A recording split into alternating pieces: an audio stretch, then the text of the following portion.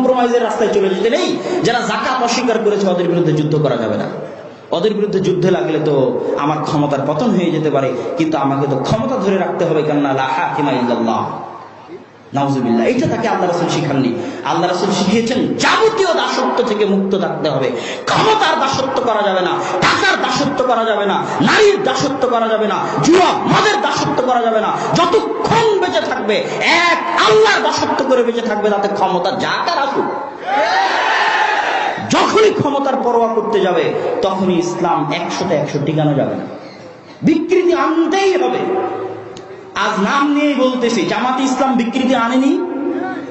এনেছে, অগণিত অসংখ্য তাদের সংবিধানের মধ্যে বিকৃতি এনেছে, শুধু রাষ্ট্রীয়ভাবে নিবন্ধন ধরে রাখার জন্য, টিকিয়ে রাখার জন্য। না হলে নিবন্ধন বাতিল হয়ে যাবে। 30% যদি নারী নেতৃত্ব না দেয় দলের মধ্যে, নিবন্ধন দিবে না সরকার। যদি নাম জামাতে ইসলাম বাংলাদেশ না করে, বাংলাদেশ জামাতে ইসলাম যদি না করে, তাহলে দিবে না নিবন্ধন। তখন নাম চেঞ্জ করে জামাতে ইসলাম বাংলাদেশ করা হয়েছে। 30% নারী নেতৃত্ব নিয়ে আসা হয়েছে, অগণিত পরিবর্তন করা হয়েছে। আমার চ্যালেঞ্জ থাকলো, আবুল আলা মওদুদী যেদিন জামাত ইসলাম প্রতিষ্ঠা করেছিলেন তখনকার জামাত ইসলামের সংবিধান আর আজকের জামাত ইসলামের সংবিধানের মধ্যে যদি বিকৃতি না থাকে, আমি আব্দুল্লাহ বক্তব্য দিব না। বিকৃতি কেন এসেছে? ক্ষমতা ধরে রাখার চাহিদায়। সে বিকৃতিটা কোথায় করা হয়েছে? ইসলামের মধ্যে। ইসলামকে জবাই করে আমি কিভাবে ইসলাম প্রতিষ্ঠা করব? যদি ইসলাম কোনদিন প্রতিষ্ঠা করতে হয় 100তে 100 ইসলাম প্রতিষ্ঠা করতে হবে, নো কম্প্রোমাইজ। হয় ক্ষমতা আসবে, না হয় ক্ষমতা আসবে না। ক্ষমতা দেওয়ার মালিক আল্লাহ, কিন্তু 100তে 100 উলুহিয়াত রাখতে হবে আল্লাহ। আল্লাহর উলুহিয়াতে শরীয়ত সমপরিমাণ কম্প্রোমাইজ করে আহলে হাদিসরা ক্ষমতায় যেতে রাজি নয়। আহলে হাদিসরা ওরকম হাজারো ক্ষমতার মুখে লাথি মারতে রাজি আছে শুধু আল্লাহর উলুহিয়াত বাস্তবায়ন করার জন্য। কেন একটা দল, একটা জামাত তো থাকতে হবে যারা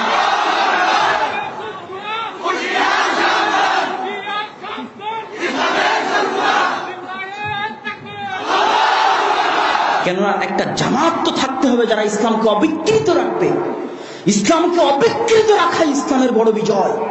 যত শত্রু ইসলামের এসেছে, ওরিয়েন্টালিস্টদের নিয়ে আপনি পড়ুন। আজ অক্সফোর্ড, ক্যামব্রিজে যে সমস্ত বড় বড় গুরুরা, তাদের বিশাল খেদমত আছে। মুহাদ্দিসরা ওই খেদমত করতে পারেনি, জন্মগত ইহুদি খ্রিস্টান, কিন্তু শিখেছে আরবি ভাষা। ওরা যত বড় খেদমত করেছে। আমার উস্তাদ মুফতি সাইদ আহমদ পালানপুরি বলতেন যে ওরিয়েন্টালিস্টদের একজন আছে, নাম আমি ভুলে গেছি, যে 16 বার মুসনাদে আহমদ প্রথম থেকে শেষ পর্যন্ত পড়েছে। কয়বার? 16 বার। ইহুদি খ্রিস্টান জন্মগত গবেষণা করে কোরআন হাদিস নিয়ে তারা জামে আল মুফাহরাস বানিয়েছে, হাদিসের শব্দগুলোকে ডিকশনারি ভিত্তিক সাজিয়েছে। মানে নিয়াত, নিয়াত শব্দ লেখার পর লিখেছে যে নিয়াত শব্দটা আবু দাউদে এত নম্বর হাদিসে আছে, নিয়াত শব্দটা তিরমিজিতে এত নম্বর হাদিসে আছে, নিয়াত শব্দটা ইবনে মাজাহতে এত নম্বর হাদিসে আছে। এই ডিকশনারি কোনো মুসলমান আহলে হাদিস, মুসলমান মুহাদ্দিস তৈরি করেনি, ওরিয়েন্টালিস্ট ইহুদি খ্রিস্টানরা তৈরি করেছে। কেন?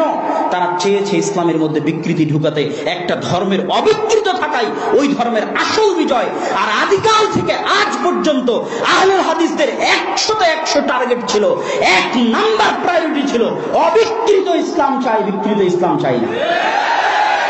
জাল জয়ী হাদিস ভিত্তিক ইসলাম চাই না, সহিহ হাদিস ভিত্তিক ইসলাম চাই। শিরক বিদআত যুক্ত ইসলাম চাই না, শিরক বিদআত মুক্ত ইসলাম চাই। তাতে যদি দেহের রক্ত দেওয়া লাগে তো দিতে রাজি আছি।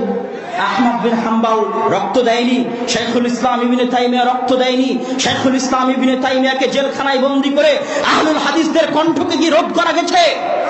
আহমদ বিন হাম্বলকে বাগদাদের রাস্তায় উল্টা করে ঘুরিয়ে আহলুল হাদিসদের কণ্ঠকে কি রোধ করা গেছে? ইমাম মালিককে পিটিয়ে তার ফতোয়া থেকে কি তাকে সরানো গেছে? যায়নি। নাসিরউদ্দিন আলবানী রাহিমাহুল্লাহর উপর শত অপবাদ, শত জুলুম, শত অত্যাচার, বহিষ্কার করেও তাকে তার আদর্শ থেকে সরিষা সমপরিমাণ টলানো যায়নি। আহলুল হাদিসরা আদর্শে বিশ্বাস করে, আহলুল হাদিসরা আদর্শের জন্য সব কিছু বিসর্জন দিতে রাজি আছে। টাকা পয়সা বিসর্জন দিতে রাজি আছে, সন্তান সন্ততি বিসর্জন দিতে রাজি আছে, ক্ষমতা বিসর্জন দিতে রাজি আছে, নিজের জীবন বিসর্জন দিতে রাজি আছে। সিলেটের মাটিতে 500 কোটি 1000 কোটি টাকার মামলা দিয়ে যারা তা আমাদের কণ্ঠকে রোধ করতে পারেনি, তাই তো হত্যার চেষ্টা করে কণ্ঠকে রোধ করতে গেছে। এটাই প্রমাণ করে, এই হত্যার চেষ্টায় প্রমাণ করে যে ইসলামকে 100-তে 100 অবিকৃত রাখার আন্দোলনই সঠিক আন্দোলন। এই আন্দোলনই এমন সঠিক আন্দোলন যে আন্দোলনকে শুধু এদেশের বেলাতিরা ভয় পায় না, ওই আমেরিকায় বসে থাকা, ইসরায়েলে বসে থাকা, ভারতে বসে থাকা ব্রাহ্মণবাদী সাম্রাজ্যবাদীরা ভয় পায়।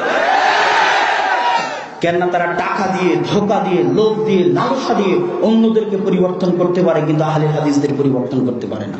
এটাই সমস্যা। সম্মানিত উপস্থিতি, এই জন্য আমি আমার বক্তব্যে যেটা বুঝাতে চেয়েছি, সংক্ষিপ্ত সারমর্ম কথাই, এত বিস্তারিত এখানে বলার মতো সময় নেই, বক্তব্য শেষ করে দিতে হবে। আসল কথা হচ্ছে লা ইলাহা ইল্লাল্লাহর অর্থ বুঝতে হবে এবং আহলুল হাদিসরা কি চায় সেটা পরিষ্কার বুঝতে হবে। ক্ষমতা চায় না এই কথা অসম্ভব, ক্ষমতা আমরা চাই, কিন্তু কোনো প্রকার কম্প্রোমাইজ করে নয়। ক্ষমতা আমাদের টার্গেট নয়, আমাদের টার্গেট আল্লাহর উলুহিয়ত। আল্লাহর উলুহিয়তের সাথে কোনোদিন যদি আল্লাহ সুবহানাহু ওয়া তাআলা ক্ষমতা দেয় তাহলে আমরা ক্ষমতায় যাব ইনশাআল্লাহ, কিন্তু আল্লাহর উলুহিয়তে সরিষা সমপরিমাণ কম্প্রোমাইজ করে আমরা ক্ষমতায় যেতে রাজি নই। আল্লাহ সুবহানাহু ওয়া তাআলা যেন আহলুল হাদিসদের তাদের আদর্শের উপর, তাদের আকীদার উপর মরা পর্যন্ত অবিকৃত, অটল এবং অবিচ্যুত রাখে। আল্লাহুম্মা আমিন। এই বলে আমি আমার সংক্ষিপ্ত বক্তব্য এখানে শেষ করছি। ওয়া আখিরু দাওয়ানা আলহামদুলিল্লাহি রাব্বিল আলামিন। আসসালামু আলাইকুম ওয়া রাহমাতুল্লাহি ওয়া বারাকাতুহু।